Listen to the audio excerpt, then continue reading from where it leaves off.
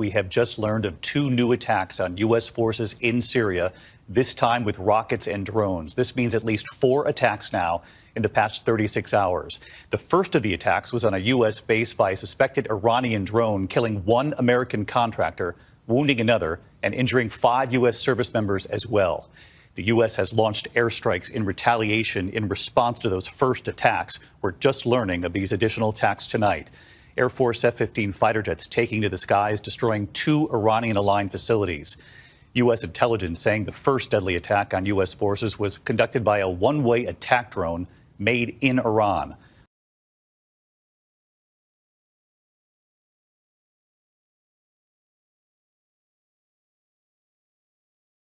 In Putin's televised comments earlier today, which were screened on one of the state channels in an interview format with the journalist, he said that the materials for constructing the tactical nuclear weapons base on Belarusian territory would be transferred as early as April the 3rd, and the new facility there would be completed by July the 1st. Putin has sought to frame this as a response to the British government's statement a couple of days ago saying that they would supply the Ukrainians with depleted uranium ammunition for use in armor-piercing shields. It's a harder type of metal that uses some kind of depleted uranium.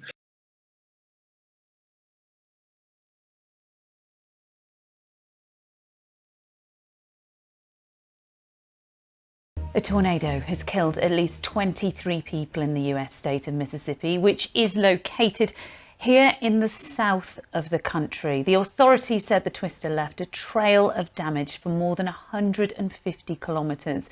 One of the worst affected towns is Rolling Fork, where trees and power lines have been torn down.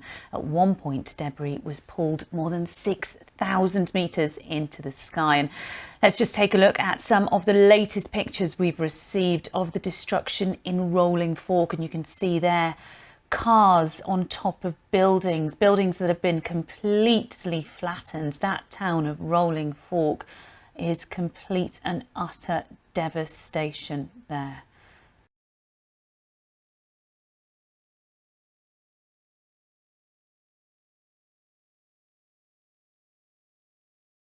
After years of drought, Somalia has now been hit with flash flooding following heavy rains.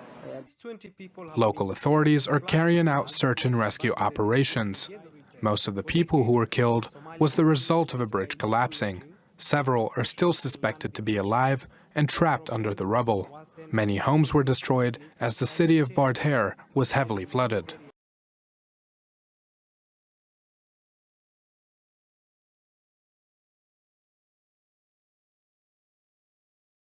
Two Israeli soldiers were wounded in a drive-by shooting attack in the northern West Bank town of Hawara on Saturday. According to the IDF, the 2 soldiers were hit by gunfire while securing the Route 60 highway that runs through the town, with the terrorists fleeing the scene.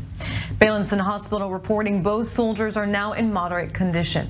At this time, security forces have closed several roads in the area as they search for the gunman. The latest shooting attack is the 3rd to occur in Hawara in recent weeks, as the once quiet town south of Nablus has become a flashpoint between Palestinians and Israelis.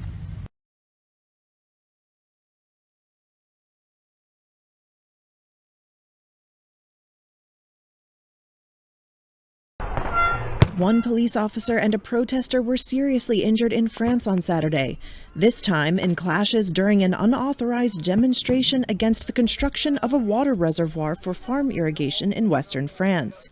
In the rural town of Sainte-Soline, at least 6,000 protesters had joined the march, according to the prefect of the surrounding region, defying a ban on protests at the site where a similar demonstration last October also turned violent. Police fired tear gas to repel some of the protesters, who threw fireworks and other projectiles as they crossed fields to approach the construction area. At least 3 police vehicles were set on fire.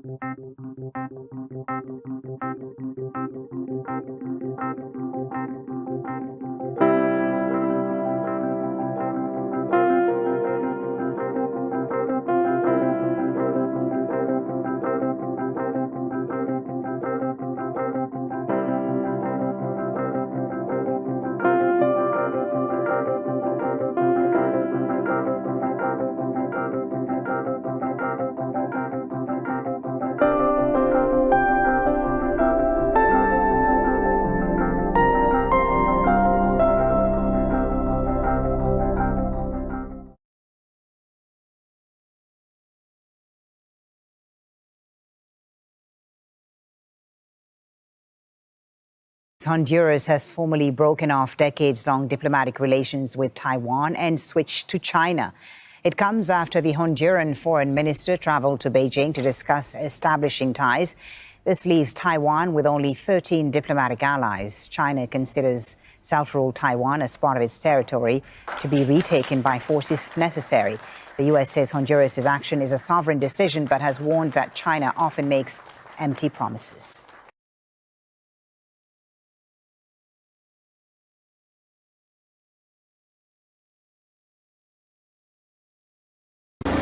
Residents flee their homes as a raging wildfire heads towards them. 1,500 people from 8 small towns in eastern Valencia were evacuated.